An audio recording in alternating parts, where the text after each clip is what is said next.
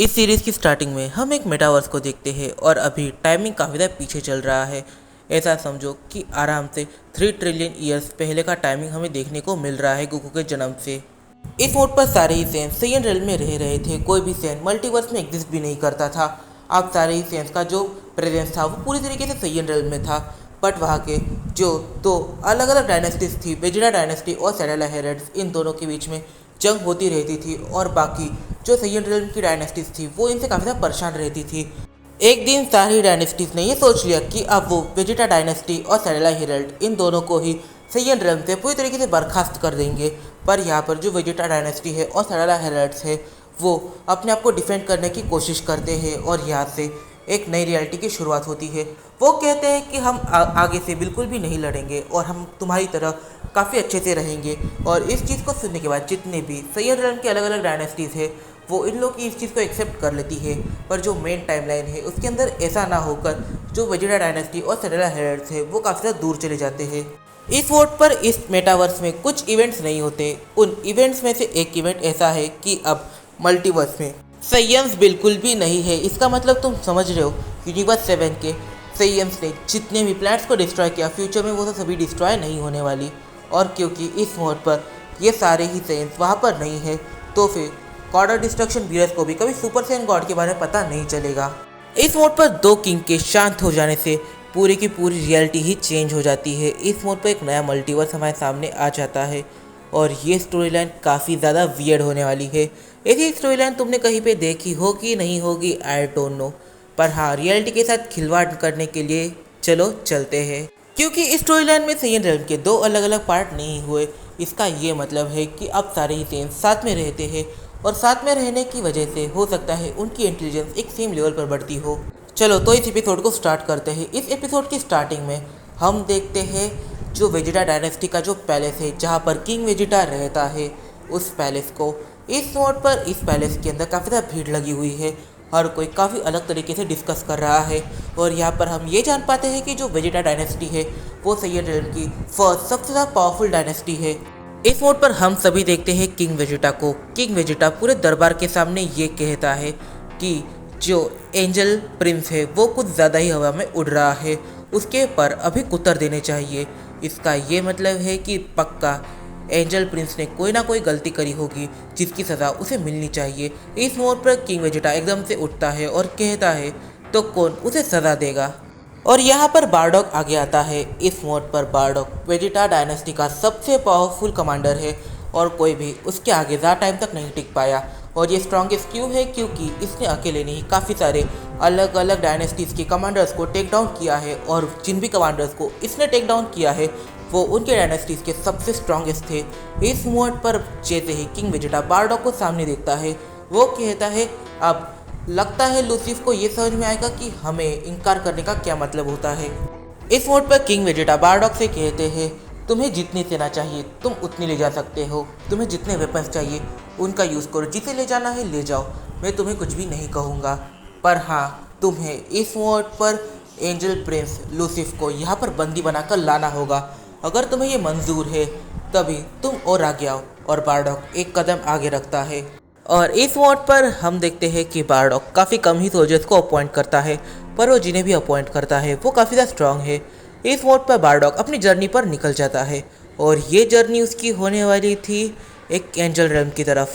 काफ़ी लंबा ट्रैवल करने के बाद बारडॉक और उसकी टीम दोनों ही फाइनली पहुंच जाते हैं होली रेल्म ऑफ एंजल्स। इस मोड पर होली रेल्म ऑफ एंजल्स में यहाँ पर वो लोग लैंड भी करते हैं तो एंजल किंग की लोकेशन पर। और यहाँ पर सारे ही एंजल्स सेयन्स को देख पाते हैं और सेयन्स यहाँ पर अपनी पावर्स के साथ आए थे ताकि वो यहाँ पर प्रिंस को पूरी तरीके से अरेस्ट कर सके।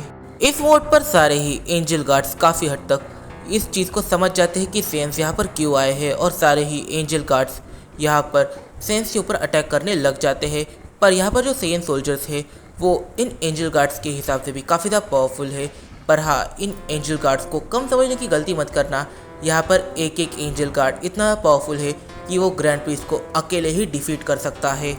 इस मोड पर सारे ही सेंस को यहाँ पर पावर अप करना पड़ जाता है और वो लोग अपनी स्ट्रॉन्गेस्ट ट्रांसफॉर्मेशन में जाने लग जाते हैं। और जब वो अपनी स्ट्रॉन्गेस्ट ट्रांसफॉर्मेशन में जाते हैं तब उन्हें बिल्कुल भी टाइम नहीं लगता। यहाँ पर जितने भी एंजल गार्ड्स थे उन्हें टेक डाउन करने में। कुछ सेकंड्स के अंदर वो सारे ही एंजल गार्ड्स को टेक डाउन कर देते हैं, पर बारडॉग अपनी बेस ट्रांसफॉर्मेशन में ही था। इस मोड पर बारडॉग पैलेस के अंदर एंटर करे उससे पहले ही वहाँ पर आ टपकता है लूसिफ, और लूसिफ एक काफ़ी पावरफुल अटैक बना लेता है और वो अटैक से बारडॉग पर करता है। इस मोड पर यह अटैक बारडॉग को लग जाता है और इससे बारडॉग थोड़ा सा स्लो हो जाता है। बारडॉग इस मोड पर कुछ भी मूवमेंट नहीं करता। इस मोड पर लूसिफ के पास अपनी अल्ट्रा इंस्टेंट रेसिड ट्रांसफॉर्मेशन है। इसकी वजह से लूसिफ बारडॉग पर काफ़ी सारे पंचेस को जड़ देता है और बारडॉग डिफेंस बिल्कुल भी नहीं करता। वो इन सारे पंचेस को लगने देता है जैसे कि वो इन पंचेस को डॉच नहीं कर पा रहा हो, और यहाँ पर बारडॉग के मुंह से अचानक से खून निकलने लग जाता है। और इस मोड पर हम देखते हैं कि सारे ही एंजल गार्ड्स काफ़ी दूर से सब देख रहे थे। यहाँ पर सारे ही सेन ये सब देख रहे थे, पर कोई भी सेन यहाँ पर इंटरफेयर नहीं करता। पर जो सेन एक न्यू सेन है वो इसके अंदर इंटरफेयर करता है। तब दूसरा सेन उसे रोक लेता है और कहता है, बच्चा खेल रहा है तो उसे खेलने दो, तुम बस चुपचाप खड़े रहकर ये सब देखो। इस मोड पर लूसिफ बारडॉग को सर पर एक काफ़ी पावरफुल पंच मारने जाता है, बट बारडॉग एकदम से वहाँ से हट जाता है। लूसिफ अपनी पूरी पावर के ऊपर था तो वो इस चीज़ को कंट्रोल नहीं कर पाया। इस मोड पर लूसिफ का पंच सीधा ज़मीन पर जाकर लग जाता है और वो पूरी ज़मीन तहस महस हो जाती है।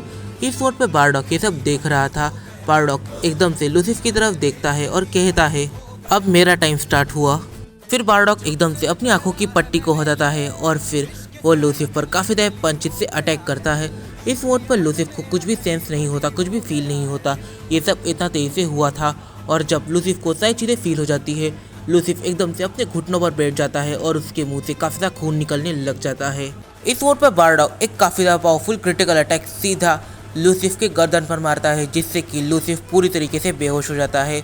इस मोड पर बारडॉग लूसिफ को लेकर वहाँ से निकल रहा होता है कि तभी वहाँ पर आ जाता है किंग, यानी लूसिफ और ग्रैंड प्रिंस इन दोनों का ही फादर।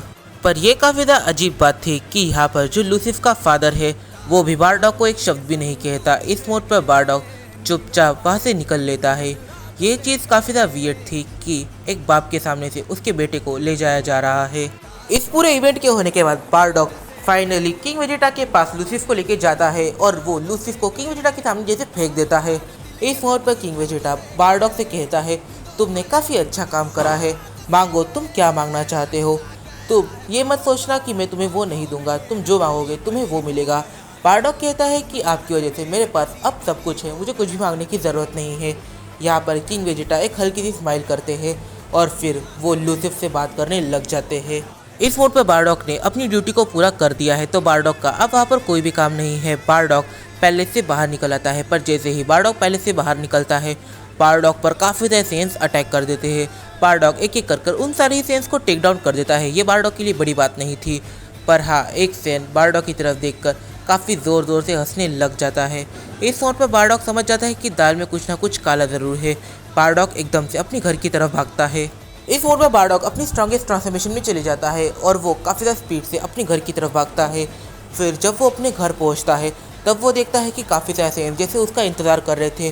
बारडॉग उन सभी को टाइम रहते टेक डाउन करने में कामयाब हो जाता है और जब बारडॉग घर के अंदर जाता है, जब बारडॉग अपने घर पहुंचता है तब उसका पूरा दिल दहल जाता है, क्योंकि उसका न्यू बॉर्न बेबी कैकेरॉट और उसकी वाइफ गिने, इन दोनों को ही उन सेंस ने जान से मार दिया है और इन दोनों की डेथ काफ़ी ज़्यादा ब्रूटली हुई है।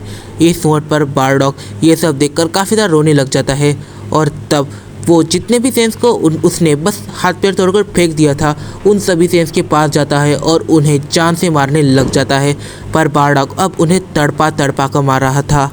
इस मोड पर बारडॉग एक एक कर सबकी जान ले रहा था और वो उनसे ये भी सवाल पूछ रहा था कि आखिर तुम्हें यहाँ पर भेजा किसने है, और अगर उसे ना सुनने को मिलता तो फिर बारडॉग सीधा उसकी गर्दन पर काफ़ी ज़ोर से अटैक करना स्टार्ट कर देता और ये अटैक सीधा जान से मारने के लिए होते थे, ना कि बेहोश करने के लिए। इस मोड पर बारडॉग काफ़ी देर सेंस की ऐसे ही जान लेता है और एक सेन किलर जो आखिर में बचता है वो इस मोड पर डर जाता है उसकी लाइफ के लिए। वो बारडॉग से कहता है, अगर मैंने तुम्हें बता दिया तो क्या तुम मेरी जान नहीं लोगे। इस मोड पर बारडॉग थोड़ा सा शांत होता है और कहता है, अगर तुमने मुझे ये बता दिया कि आखिर तुम्हें ये सब करने के लिए किसने अपॉइंट किया है तो फिर मैं तुम्हें ज़िंदा छोड़ दूंगा, और मैं यहाँ पर शायद सेंस को ज़िंदा छोड़ देता अगर उन्होंने मुझे पहले ही कह दिया होता तो। और यहाँ पर वो बताता है कि इस पूरे काम को पूरी 13 सेन डायनेस्टीज ने करवाया है। इस मोड पर बारडॉग ने जितने भी सेंस को मारा उन सेंस के पास कुछ ना कुछ ऐसा था जो काफ़ी ज़्यादा इम्पोर्टेंट था, ये साबित करने के लिए कि बारडॉग की वाइफ और उसके बेटे को अलग अलग रेल्म्स के साइंस ने मारा है, अलग अलग डायनेस्टीज़ के साइंस ने मारा है। जैसे कि दूसरे डायनेस्टीज़ के कॉइन जो वो अपने चलन में यूज़ करते हैं, उनके आर्मर्स वगैरह, बारडॉग इन सबको कलेक्ट करता है। अपने वाइफ और अपने बेटे इन दोनों की डेड बॉडी को लेकर वो सीधा निकल पड़ता है किंग वेजिटा के पैलेस पर, और वो किंग वेजिटा को तब डिस्टर्ब करता है जब किंग वेजिटा अपने पर्सनल स्पेस के अंदर होते हैं। इस मोड पर बारडॉग किंग वेजिटा से कहता है, मैं कुछ सालों की छुट्टी चाहता हूँ और जब मेरी छुट्टियाँ ख़त्म हो जाएंगी तब मैं वापस से आ जाऊँगा और मुझे कम से कम 5 साल का समय चाहिए। इस मोड पर किंग वेजिटा बारडॉग की इस बात को सुनकर थोड़े बहुत शौक लग रहे थे, और यहाँ पर जो बारडॉग है वो कहता है कि रीज़न आपके सामने है, मुझे आपको रीज़न एक्सप्लेन करने की ज़रूरत नहीं है, और आपने मुझसे एक विश मांगी थी, तो फिर मैं ये विश करता हूँ कि आप मेरा जो बेटा है रेडिट्स, उसके पूरा ध्यान रखें। वो इस मोड पर अपने हॉस्टल में काफ़ी ज़्यादा खुश होगा, तो आप उसे इन सारी चीज़ों से दूर ही रखिएगा। इस मोड पर किंग वेजिटा समझ जाता है कि यहाँ पर बारडॉग क्या कहना चाहता है। किंग वेजिटा इस मोड पर बारडॉग से कहता है, तुम जो करना चाहते हो तुम वो करो, और तुम्हारे बेटे की चिंता मत करना, मैं उसे संभाल लूँगा। फिर बारडॉग वहाँ से बाहर निकल जाता है। फिर हम एक ऐसे सीन को देखते हैं जब बारडॉग इस मोड पर ग्रेवयार्ड में होता है। वो काफ़ी गहरा खड्डा खोदता है और फिर वो उसके अंदर सबसे पहले गिने को डालता है और उसे दफनाता है, और फिर वो अपने बेटे कैकेरॉट की लाश की तरफ जाता है, और वो इस मोड पर रोने लग जाता है क्योंकि कैकेरॉट ने किसी का क्या ही बिगाड़ा था जो उसकी जान ली गई। तो इस वीडियो में काफ़ी सारे सवाल निकल के आते हैं। सबसे पहला सवाल तो यहाँ पर ये निकल के आता है, अब बारडॉग को ये पता चल चुका है कि उसके वाइफ और उसके बेटे के डेथ के पीछे कौन है। अब बारडॉग क्या करेगा, बारडॉग के अगले मूव्स क्या होंगे, और बारडॉग क्या अब हर एक से डायनेस्टी में जाकर उनके किंग्स को डिफीट करने वाला है, और क्या बारडॉग यहाँ पर पूरा ब्रूटल बन जाएगा या फिर उसके अंदर थोड़ी बहुत इंसानियत हमें देखने को मिलेगी। तो इस वीडियो में काफ़ी सारे सवाल निकल के आते हैं, तो इन फैसलों के जवाब हम जानेंगे अपने आने वाले कुछ वीडियोज़ में। तब तक के लिए बाय बाय। अगर तुम्हें ये वीडियो पसंद आई है तो जल्दी जाकर इस वीडियो को एक लाइक कर दो, और इस सीरीज़ पर कमेंट करना मत भूलना, क्योंकि मुझे तुम्हारे सपोर्ट की काफ़ी ज़्यादा ज़रूरत है। और मुझे इंस्टाग्राम पे फॉलो करना मत भूलना, लिंक डिस्क्रिप्शन में दिया हुआ है। तो मिलते हैं अपने अगली वीडियो में। तो हाँ, इस मोड पर सीरीज़ 1 पूरी तरीके से एंड हो चुकी है, और इस वीडियो से स्टार्ट हो रही है सीरीज़ 2। लास्ट वीडियो पे तुमने काफ़ी अच्छे कमेंट करे थे, और साथ ही में तुमने मुझे काफ़ी सारे नए आइडियाज़ दिए थे। तो फिर हाँ, मैं उन चीज़ों पर भी काम करूँगा, पर अभी मेरे पास काफ़ी सारे आइडियाज़ हैं। तो फिर जब वो ख़त्म हो जाएंगे तब तुमने मुझे बताए हुए सजेस्ट किए हुए कंटेंट पर वीडियो आना स्टार्ट हो जाएगी। और एक काफ़ी ज़्यादा इंपॉर्टेंट बात, अब कुछ दिन तो काफ़ी ज़्यादा बिजी होने वाली है, तो फिर इसकी वजह से वीडियोस हो सकता है काफ़ी ज़्यादा लेट हो जाए, या फिर कभी वीडियो आ ही ना, तो फिर थोड़ा सा वेट तुम्हें करना पड़ेगा। और ये मेरी तुम सभी से एक रिक्वेस्ट है, और मैं एक दिन में 2-2, 3-3 वीडियो अपलोड नहीं कर सकता, ये नेक्स्ट टू इम्पॉसिबल है। टाइम को ही मैच करना इम्पॉसिबल बनता जा रहा है धीरे धीरे कर। पर हाँ, अगली टाइम से मैं ट्राई करूँगा एक दिन में 2-2, 3-3 वीडियो अपलोड करने का, पर मैं सिर्फ ट्राई कर सकता हूँ, ये 100% नहीं कर सकता। तो हाँ, मिलते हैं अपनी अगली वीडियो में, और मैं चाहता हूँ कि तुम लोग मुझे समझ लो।